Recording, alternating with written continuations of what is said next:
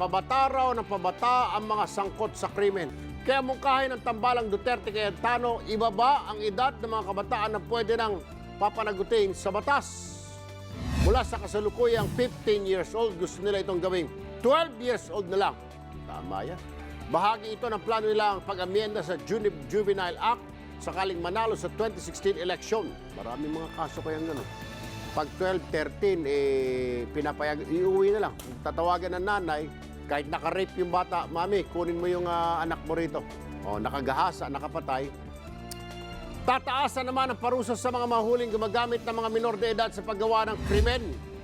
Sa gitna naman ang paglatag ng kanyang mga plataforma, nakasagutan ni Digong ang kaalyado ni Marroa si Congressman Egay Erice. Yan ay matapos ipagtanggol ng mambabatas si Rojas.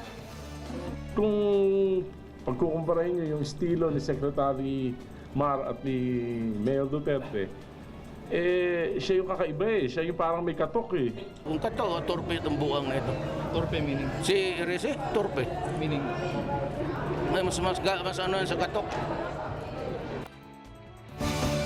Be sure to come back. Use 5 everywhere. Copyright 2016.